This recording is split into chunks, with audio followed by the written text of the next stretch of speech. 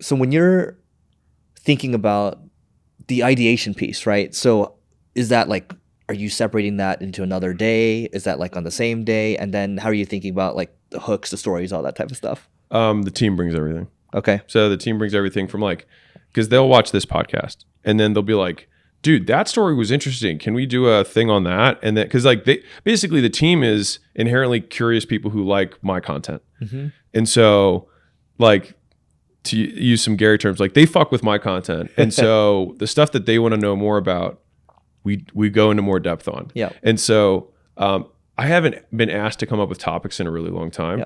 But I'll tell you how I would come up with topics, because this is how I was doing it when it was just me starting out, is that I just like to use time as my like anchor for this. So I go far past, which is like, what are the life-changing experiences or conversations that I've had that have shaped the way my worldview? And so those are stories that I will tell because I think they're impactful and people get value from them.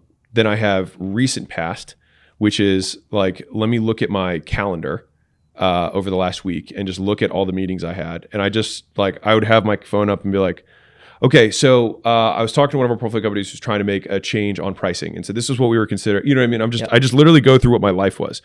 I have present, which is whenever something comes up in the moment, I always have a way to like brain dump it. And so for me, Twitter or X is kind of my brain dump. Whenever Threads? Yeah. Or well, they repost stuff. Got it. But Twitter is my home base for that. Yeah. And so they'll also come with the tweets that they thought were like interesting to make more content about. And then you've got like manufactured, which is stuff that doesn't exist at all. What's an example? Like I lived on $100 for 30 days. Like here's what happened. Yeah. Just like as an example, that wouldn't be one that I would make, but like because somebody else could make that. Yeah. But stuff like that, and then like case studies and vlogs. So those are kind of like the buckets that we think through. But most of you'll notice is just like real stuff. Mm-hmm. So we don't have to come up with like, what would people find interesting? Like, well, this is what I did. And if they find it interesting, awesome. And what's like the micro there? Is it like one day at a time, they just dump a bunch of topics on you? Well, when we do recording, because we record like twice a month. Okay. And this is what? How much in a day? How many hours? It's a full day. Okay. So it's 2 full days a month is when we do the recording. Once we get the headquarters, it'll probably be smaller chunks more frequently. But for right now, it's just like 1 8-hour day, twice a month. Got it. But they'll have like full like 6-page pre-productions for every video. Nice. Of like these are the themes, these are the 4 or 5 stories that we think are that we've pulled from your other pieces that we think would tie well together around this topic.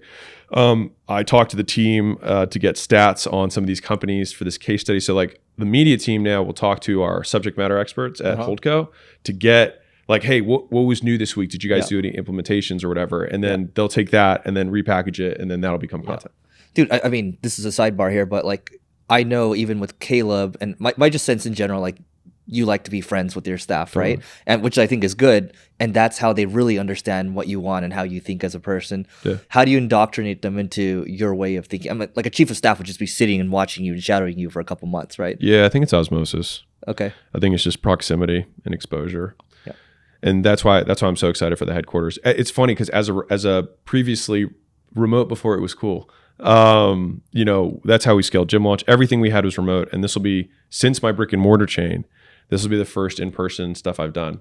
But it's weird because I feel incredibly confident at how much of a game changer I think it's going to be.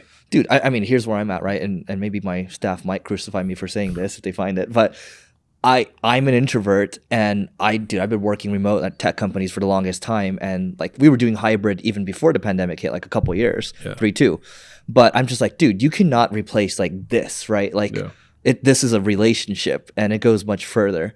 And I just think commercial real estate's going to come back in the next 5-10 years.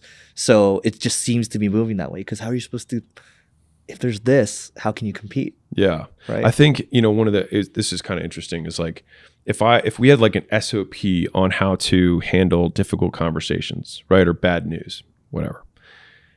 If I teach an SOP around that, people will be like, okay, got it. These are the steps. But it's incredibly different to see me get bad news and then watch what happens. Yeah.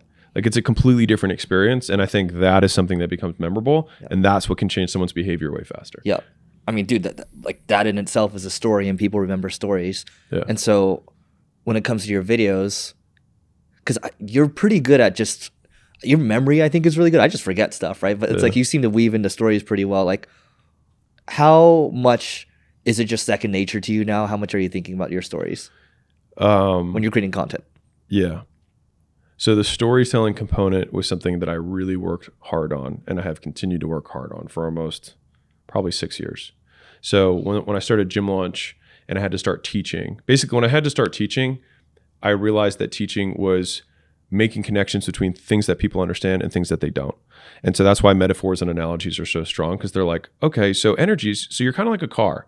And if you put your gas in, it's kind of like your body and your food, you know what I mean? So it's like, I understand this, but I don't understand this, but I can apply the same principles. And so when I realized that I used to just kind of like lecture people on like jargon, right? Their eyes would roll over and I just didn't get the desired result. So I had to start learning, like, so then I started reading books on how to tell stories.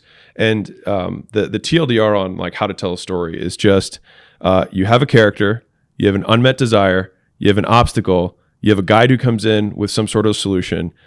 The person tries the new way, it works, and then there's an internal achievement and an external achievement, meaning like who did they become in the process and what happened on the outside. And so like I just pretty much just try and think through that process of like desire, unmet desire, obstacle, guide, plan, execution, result. The fact that you can just roll that off your tongue means like it is burned into you. Right, because I mean, I just it's like sounds like the Harmon Circle. Right? Oh, is it? Yeah, I mean, like the stories are the same. Yeah, you know what I mean? Yeah, it's. I mean, it's for me. I just riff on it. I was kind of making fun of Neil and myself when I look at both of our YouTube channels. I was like, you know, we suck at YouTube because we just lecture people, right? It's like, but then we do like a live recording, and then I'm just sharing a story about Mr. Beast, 2 million views on TikTok, right? Or anyway, point is, so the story is huge. Do you think about your hooks a lot? Yeah, the hook's everything. And let me just rewind the stories real quick. Which books did you read to get better at storytelling? Honestly, I think reading fiction, and then I'm a big articles guy. Like I don't actually. People would be amazed at how few books I read. I'm like really narrow. I'll like binge consume a field of study, and so I might read like 9 books on. So like when we started doing deals at acquisition.com, I read 9 books in 1 month on deal making. And I was like, okay, I feel like I have a better understanding of just the tools that I have available in my tool belt that I didn't know existed. But then I haven't read one since.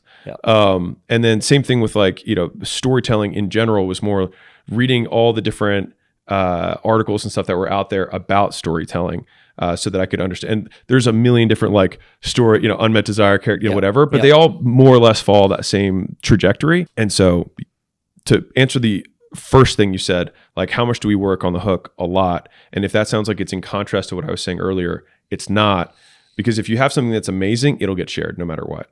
But if you have something that's mediocre, if you have an amazing hook, it'll also get shared. And so if you can create an unbelievable hook, you can still have content that just murders.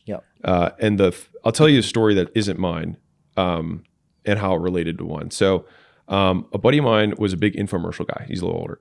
And he did this book. He had a book that he was selling. And so he had Larry King fly out and record like a 1-hour book infomercial promo. And so it was like a big deal for him, you know, getting interviewed by Larry King. And so he had Larry King be like, and you're live with Larry King, like the same intro he does for all the shows.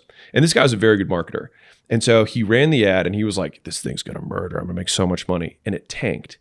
And he was like, what is going on? And so then he was like, so he started studying game footage. He looked at his all-time best ads. He was like, all right, I'm watching this one. He watched this one. And he was like, I messed up the hook.